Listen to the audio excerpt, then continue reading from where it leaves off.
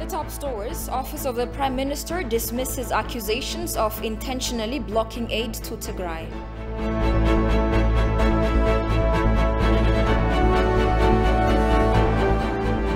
And Ministry says government is working with relief organizations to address humanitarian challenges.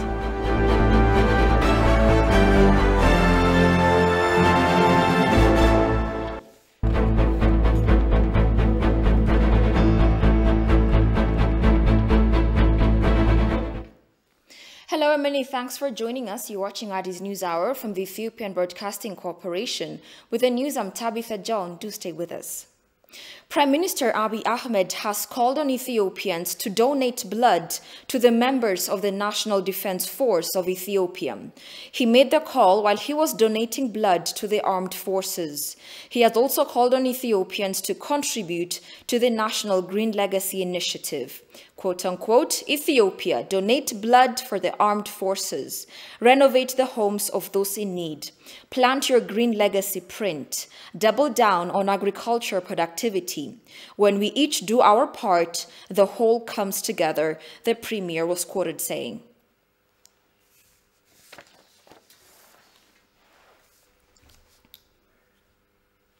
Office of the Prime Minister dismisses accusations of intentionally blocking aid routes and imposing bureaucratic procedures to prevent unfettered access to the state of Tigray. In its weekly press briefing, the office also indicts the TPLF of using economic sabotage and disseminating false propaganda to terrorize the people of Ethiopia and mislead the international community. Though the government witnesses displacements and encroachments in the Amhara and Afar regional states, the office denies the advancement of TPLF forces to the town of Waldia in the state of Amhara. Solomon Danyi has this report. Together with their operatives, they have orchestrated economic sabotage through which there has been a hoarding of iron estimated by the federal police to be worth 5 billion. And they continue to use their operatives abroad to disseminate false propaganda online, attempting to incite fear about the country while influencing ill-informed policymakers with a distorted narrative.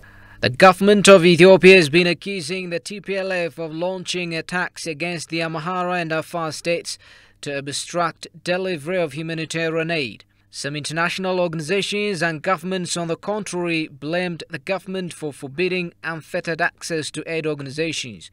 Briefing journalists Thursday, Press Secretary Bilene Suyum dismisses the accusation as baseless. The other problematic framing which is being concocted is that the Tigray region is under a siege or a blockade by the government. This framing is also why the TPLF waged a confrontation on the Afar entry point for humanitarian assistance. And this has been done to give the impression that the government is blocking humanitarian assistance throughout that route, thereby facilitating the demands for the opening up of other routes that in a way would be treated as a no man's land and entry point. Fortunately, as a sovereign nation, the Ethiopian government determines which route is more suitable to deliver its responsibility of humanitarian assistance. And those who want corridors for weapons and non-humanitarian goods to be routed to them continue to try and manipulate the realities on the ground in attempts to convince the world that unfettered access is not happening.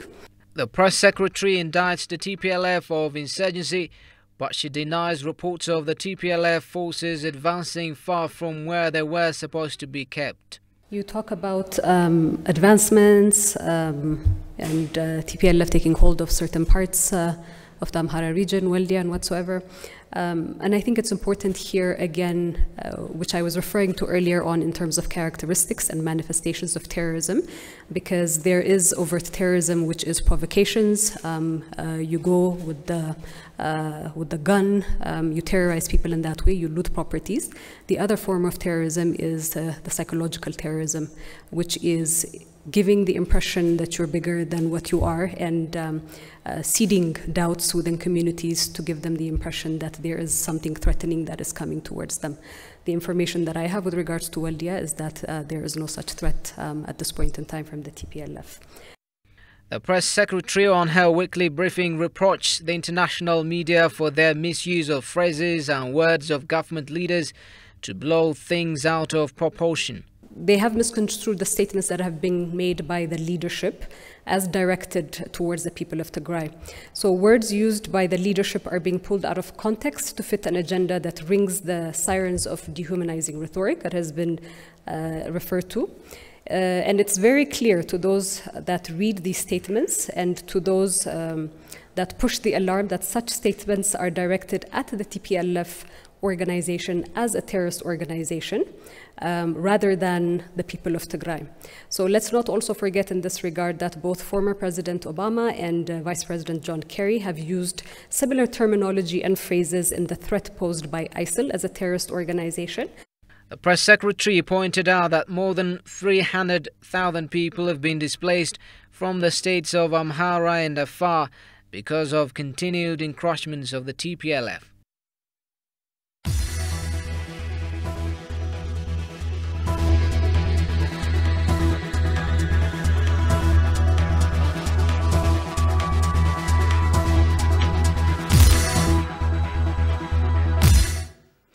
Ministry of Foreign Affairs says government is committed to work with relief organizations to address humanitarian challenges. Ministry spokesperson Dina Mufti told ETV English that pertinent government officials had a constructive discussion with USAID Administrator Samantha Power during her stay in Ethiopia. Kasahun Chani has this report. The terrorist TPLF has been engaged in provocative acts in various parts of neighboring Amhara and Afar regions and disrupting the delivery of humanitarian aid to Tigray. In an exclusive interview with the ETV English spokesperson of the Ministry of Foreign Affairs of Ethiopia, Ambassador Dina said, pertinent government officials had a constructive discussion with USAID Administrator Samantha Power, who has arrived in Ethiopia on Wednesday. Power held talks with high government officials concerning access to humanitarian support to Tigray. Dina briefed ETV. There was a visit of Madam Samantha Power, the USAID director, to Ethiopia. She was briefed on the genesis of the problem, the challenge in the northern part of Ethiopia. Particularly, she was briefed on the fact that there has been a reform process going on in Ethiopia, which everybody is aware of. That reform process has been well-rounded. It was political, economic, cultural, social, and diplomatic as well. Though the TPLF forces couldn't continue with the reform process, they boycotted and they left the process. The government, the federal government, has pleaded them to come back to the process. Elders, the religious figures, personalities of all sorts were sent to Tigray to persuade them to come back to the process, though they were not willing. At the end of the day, they stopped the Northern Command Force from the back. That triggered the conflict. The government was forced or pulled, or we can call it pushed into this process of law enforcement operations after so long patience.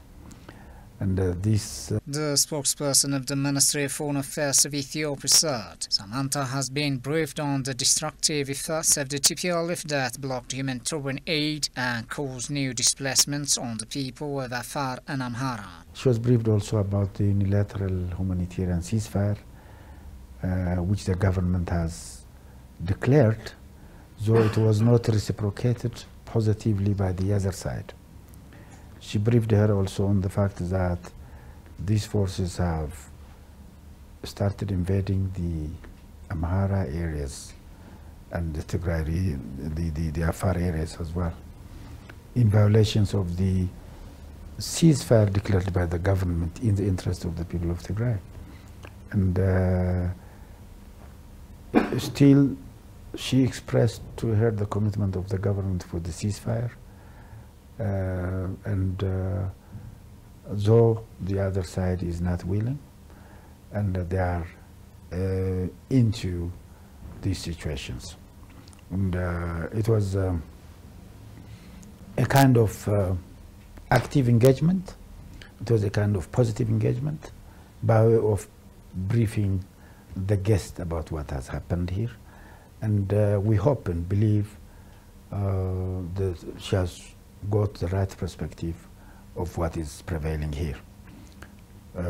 In fact, the guest also insisted on the need for the humanitarian, for boosting humanitarian relief, which she considers vital. And I think she made an opinion also of putting pressure on the other side also, because the other side should reciprocate the same way and to play a positive and a constructive role in this process. U.S. Agency for International Development USAID Administrator Samantha Power said her government is concerned about the conflict in Tigray and the challenges of humanitarian assistance to reach the region, as well as the internally displaced people in Amhara and Afar regions as a result of TPLF's continued military movement, a spokesperson added. Meanwhile, in a weekly press briefing, the spokesperson of the Ministry of Foreign Affairs of Ethiopia, Ambassador Dina Mufti, highlighted the ministry's major weekly political, economic, and civic engagement events. Ambassador Dina said UN resident and humanitarian coordinator Martin Griffiths met with Deputy Prime Minister and Foreign Minister Damek Amakonnen the past week, and the two sides exchanged views on the current humanitarian situation in northern Ethiopia. Ambassador Dina expressed the government's commitment to work with UN authorities to provide humanitarian assistance in Tigray and beyond. In a similar development, the Ethiopian Chamber of Commerce has signed an agreement with its Algerian counterpart to establish the Ethio-Algeria Joint Chamber of Commerce. This is believed to cement the bilateral ties of the two nations. As to the spokesperson, listen to him. In the areas of economic diplomacy, Ethiopian Chamber of Commerce signed an agreement with the Algerian counterparts on forming the Council of the Ethiopian Trade Associations. Ethiopian engineers groups also held virtual discussions with their counterparts in Algeria on the way on the way to cooperate, to forge cooperations between them. Dina also stated that the diaspora community has shown strong participation in the Renaissance Dam in the field of civic diplomacy. He recalled that they have raised money to support the dam. Otherwise, Ethiopians living in various countries have kept have continued expressing solidarity with Ethiopia, especially with the Ethiopian National Defense Force. Others also have continued pledging money and diplomatic support for the GERD. More than 500 Ethiopians have been repatriated from East Africa and the Middle East this week, he also added.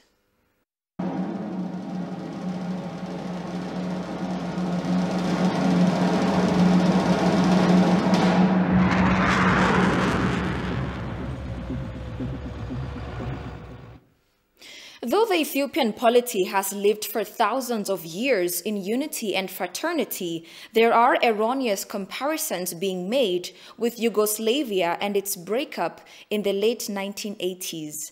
A member of the British House of Lords, Armin Kahelik, conceived about Ethiopia's current situation in comparison with Yugoslavia's political fallout. Ethiopia's quick reaction to this miscalculated comparison clearly stated that Ethiopia is not Yugoslavia, recalling the long history and strong social bond of Ethiopians.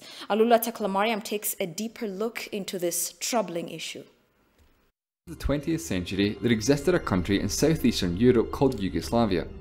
Today, however, what used to be Yugoslavia is now 6 fully independent countries, plus one more self-declared independent country, but more on that later.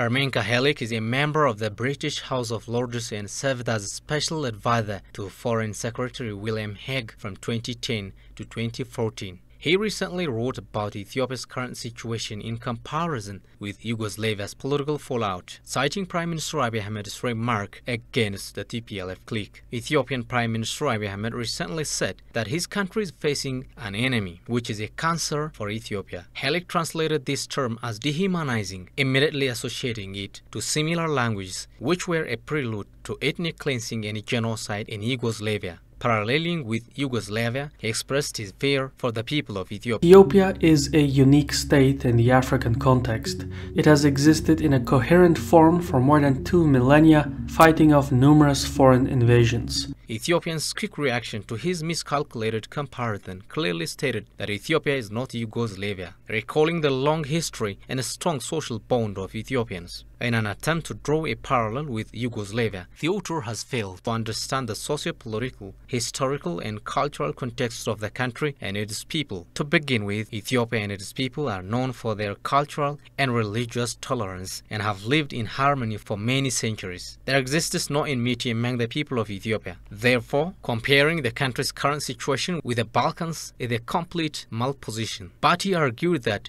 like Ethiopia today, Yugoslavia was a large, multi-ethnic state with a recent history of dictatorship, going through a period of political change. Attempts to turn Yugoslavia into a greater Serbia and some of it into a greater Croatia by force failed, but only after 4 years of war, genocide, and the disintegration of the country. 30 years on, he says, looking at Ethiopia in fear that history could repeat itself. Ethiopian ambassador to Brussels, Hirut Zemene, became the first Ethiopian diplomat to respond to such analysis, saying it was both factually and conceptually incorrect. Additionally, without properly understanding the nouns of the official Ethiopian language or statements made by the Prime Minister with regard to the TPLF, the author has misinterpreted a label aimed at the TPLF as describing the compatriots in Tigray. Helik attempts to call for unwarranted interventions from the international community based on misinformed ideas.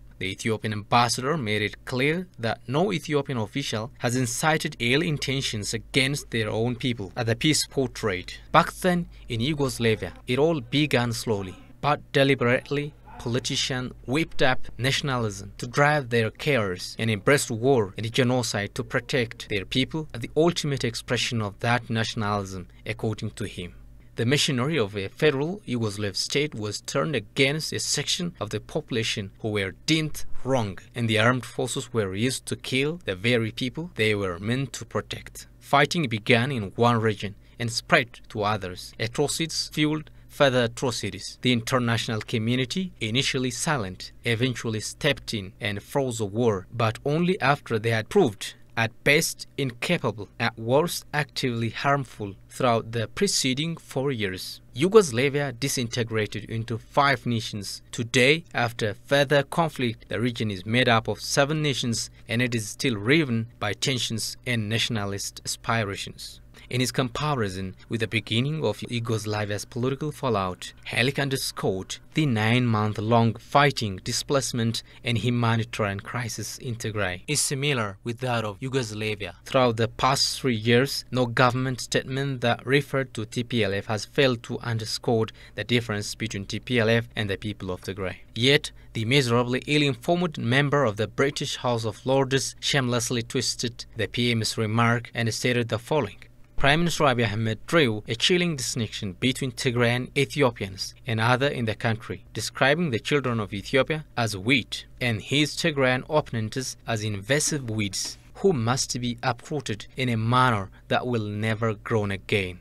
More likely, Helik knew nothing about Abiy's FB post until the intentionally mistranslated version was given to him by a TPLF hireling with a request to pen a piece that would put Ethiopia and its PM in a bad spot. This is clear evidence how underhandedly the West has handled the essence and the factors of the war in Tigray over the last 9 months. Foreigners writing terrible piece on a subject matter or a country they know very little about is very common. Ethiopians have witnessed tons of them in the last 9 months. However, this peace stands out in that it is a peace written on the basis of one deliberately mistranslated statement made by a foreign dignitary.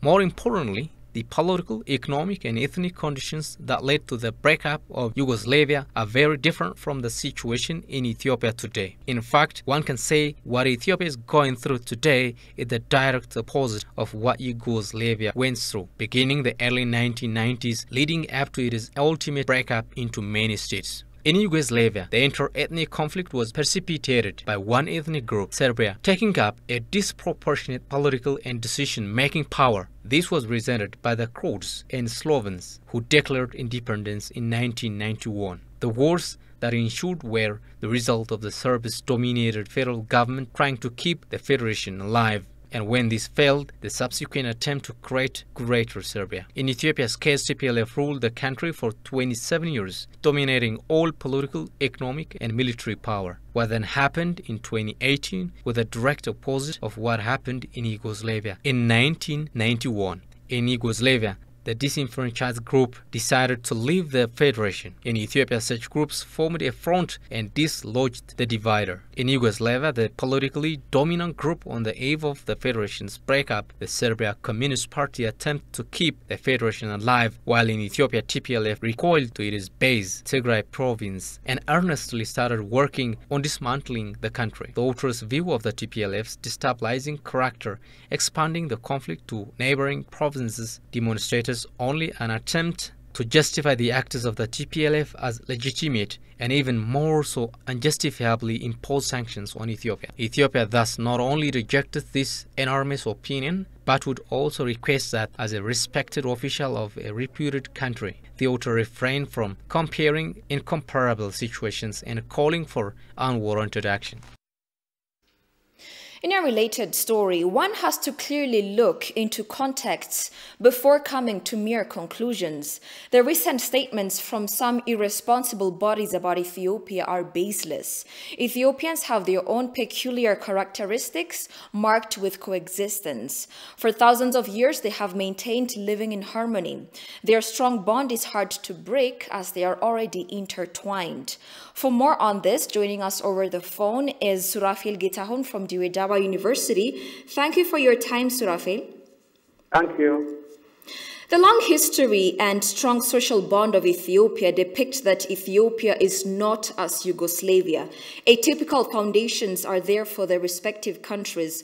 What do you tell to these misfortune tellers who expect Ethiopia to crumble like Yugoslavia? Actually, just I read the recent article published by opinion piece published by Baroness Armand Felix. Is based on actually the way the article is written is totally incorrect because it does not understand the reality in Ethiopia. He simply mischaracterized the reality, what is really happening in this country, because Ethiopia, as you know, is a state where diverse nation nationality lives for millennia, and the country that has a major historical involvement in the colonial empire state. At the same time, Ethiopia is also involved over millennia as independent state, and many ethnic, religious, and the cultural entity group live in common. They have share similar, characteristics. At the same time, they are intermingling and they're intermixing. But when it comes to Yugoslavia, actually, is a nation where created at the end of the First World War, when Kosovo and the Bosnian territory had been part of Austria-Hungary, Empire united with Serbian Kingdom.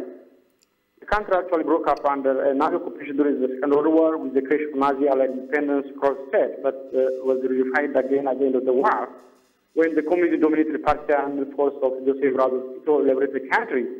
But the author actually, just ignored the fact that Ethiopia is really comparing incomparable situation and calling for an urgent action. What I saw is the author lack, just information actually when he really compared these two states. Yugoslavia was, they have different ideologically oriented states. They have been, simply they were, have been under one banner simply because of ideological and historical circumstances. But divided by civilization, it is clear that in Yugoslavia, you see the underlying values, societal relations, custom, and overall other outlooks in life differ significantly among the people in the kingdom. So the outer fails to even ignore to just see the difference regarding about the people's psychological makeup and the cultural and historical notion.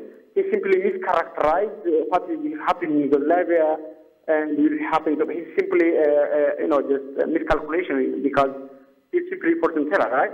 So the outer lacks information regarding misinformation actually, because as you know, the Western media outlets are they simply mischaracterize the current crisis in Tigray region, and simply they are blaming the government made as just responsible for the war. But this guy also, if he, Mr. Helik is also just misconstrued parallel that was factually conceptually incorrect regarding the situation that happened in Tigray in the Yugoslavia during the 90s. So, for instance, with the people in Ethiopia, people are known for cultural and religious tolerance. They have lived harmony for many centuries.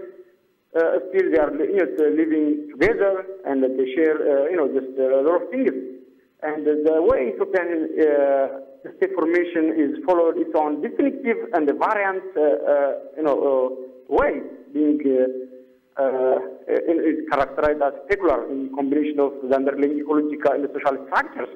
But the outer is failed even to just see the way Ethiopian empire is built.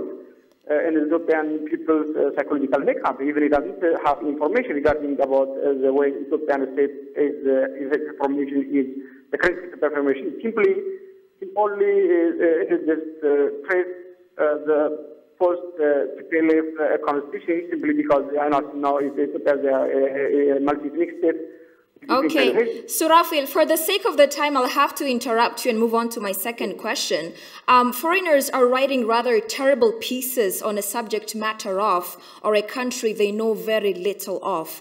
On top of that, why do you think that some media outlets are turning against the current Ethiopian government? They have interest because, as you know, even the current statement made by USA Department of State, Anthony Blinken, and other media, Western media, including BBC and the CNN, are simply blaming the Ethiopian government for the inciting of the war. But it's totally wrong. They want to see strong Ethiopia, I think, under, as you know, currently the Ethiopian government have, the reformist government have, just made clear that to integrate economically the Horn of Africa, including Italy, including Somalia, Eritrea, and Ethiopia, and they want to form like big economically integrated state in the region. So they don't want to see such kind of state in the Horn of region because they have their interest for geopolitical interest as well as economic interest.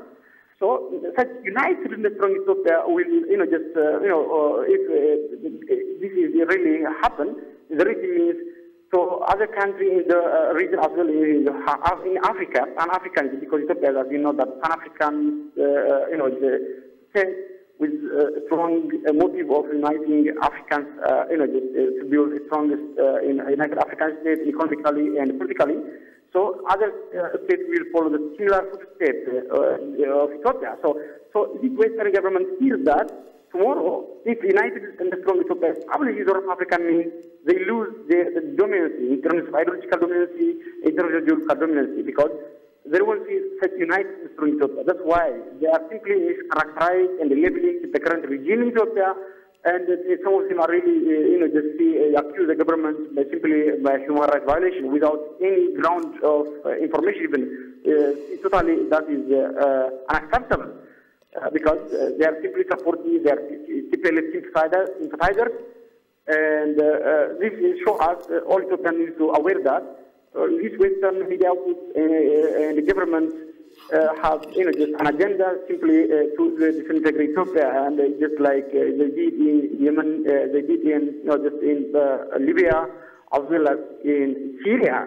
So simply mischaracterizing and misinformation campaign by Western media outlets is show us. So they want to destabilize the region, North Africa, because of just the government in Ethiopia have tendency to establish a strong democratic state in the region. So they want these kind of things, by the way. That's why they became against the current regime, and they are simply, the one who are supporting the terrorist TPLF, the one which is labeled as terrorist by Ethiopian House of Representatives and Parliament. That is the reason why the Western government in the media, because they fear that tomorrow, if the United States is established with strong state, means economically become strong in the region. All right. That is the reason. Okay. So Rafael Getaon from the Redawa University, thank you very much for your time and your insights. Thank you.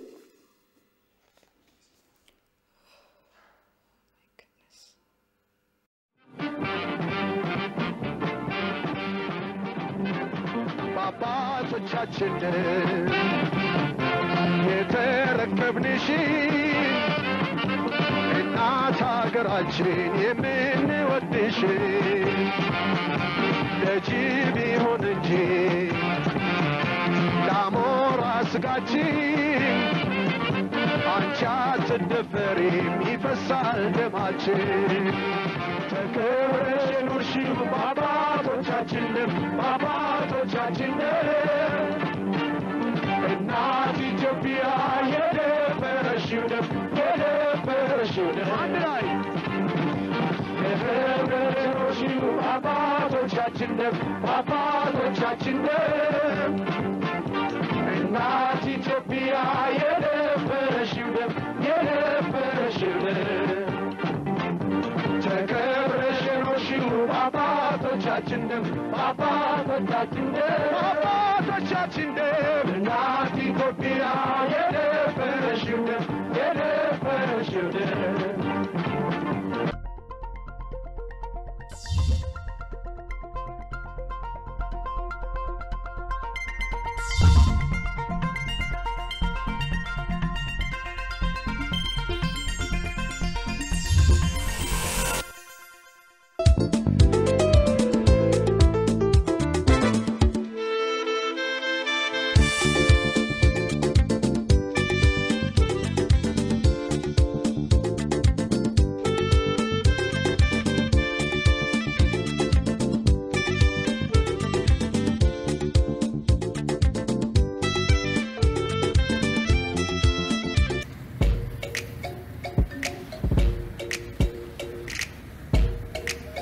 At the very end, I saw a statue about when they celebrated their 100th anniversary or something like that, and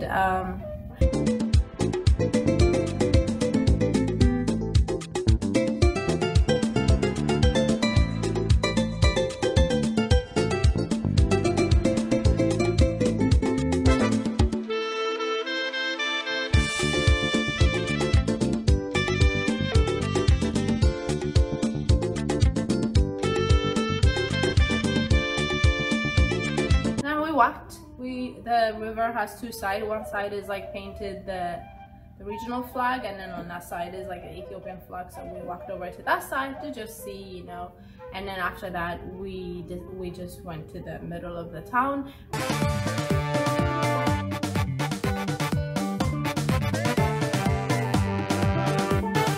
Gamna bona bela mangon jinina sukara jinina tola karra kotunya nyol barra. Crocodiles, and I could be eaten, so I can't go near water or near any ponds because I'll get eaten. And as you can see over there, you can see kids swimming, but apparently they know the signs of when a crocodile's coming, and I don't, so I'm not allowed to swim. Kind of harsh, but what can you do?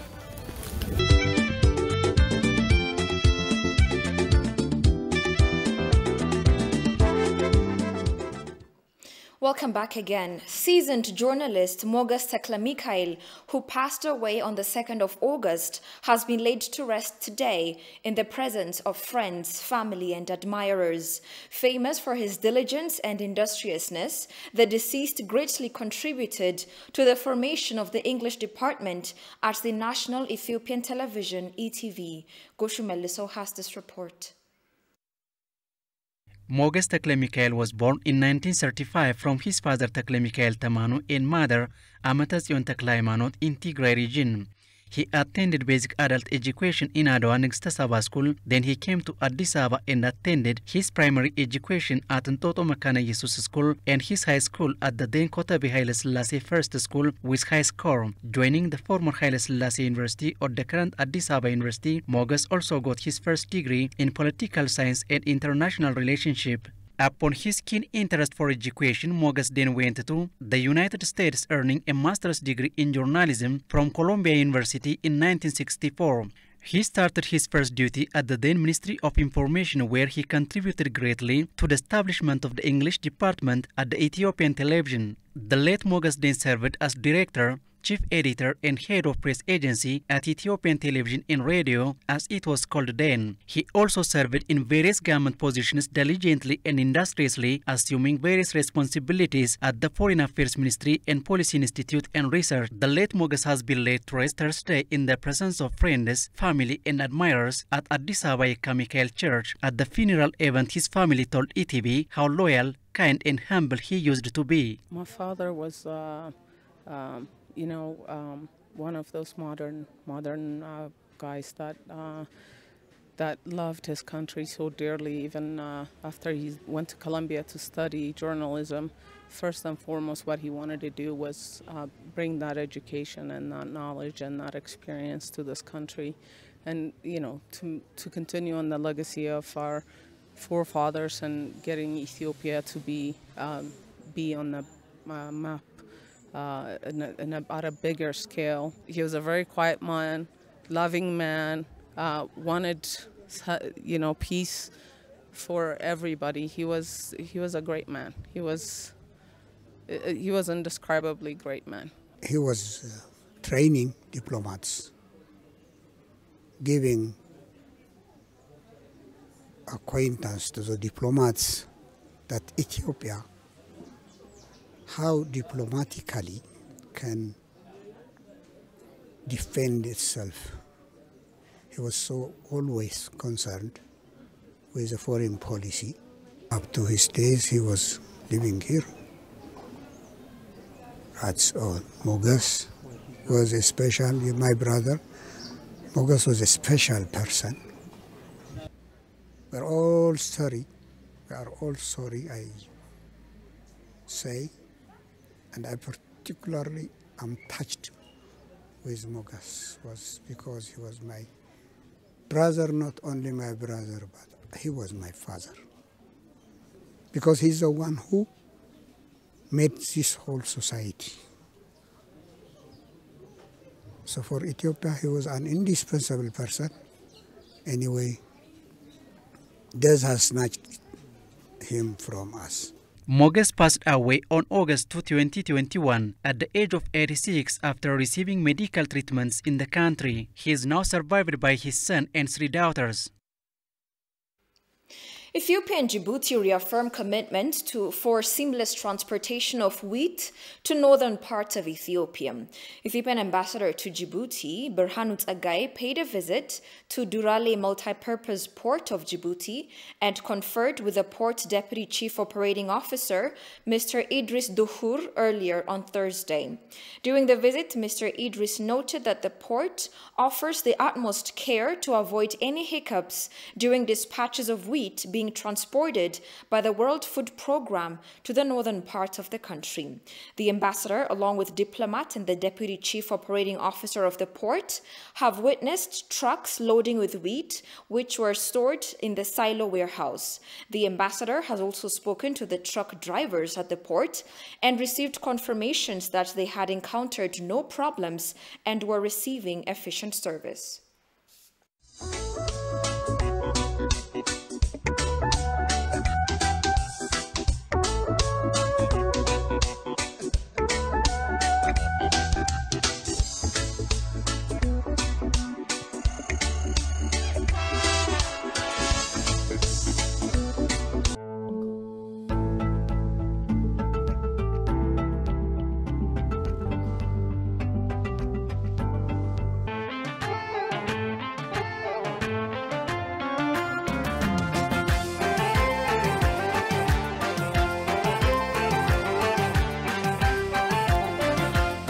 main boulevard here, Liberation Avenue.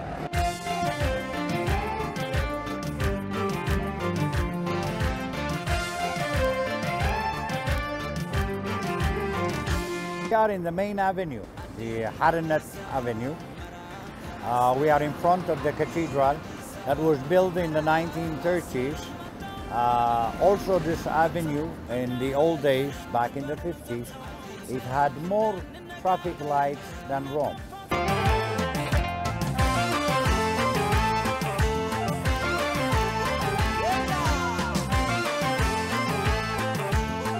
Super old Italian cars everywhere on the roads. So we are hitching a ride in a 1963 Fiat? Is it a Fiat? No, Renault. Renault. What do you like so much about a trio? And even many of the people here, especially the older generation, can speak and understand Italian fluently. La macchina che va dappertutto. A car that goes anywhere. This car? Yeah, this car. That's awesome.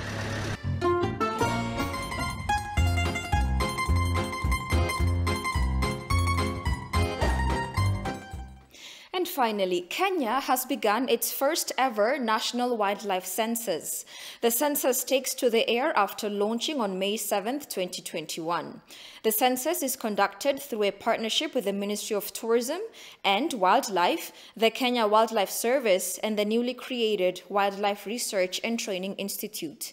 After the data has been cleaned, analyzed, and documented in a certain format, available types of species in the particular area will be identified. The census will also help to address the issues to do with the human-wildlife conflict. The newly created Wildlife Research and Training Institute are increasingly turning to plain observation to monitor the state of the country's animal populations. Much of the existing data on the country's wildlife population are gathered individually by local advocacy groups or international conservationists, contributing to a scattershot approach to animal protection.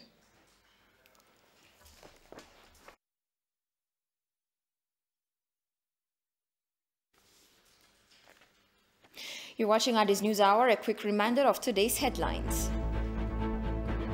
Office of the Prime Minister dismisses accusations of intentionally blocking aid to Tigray.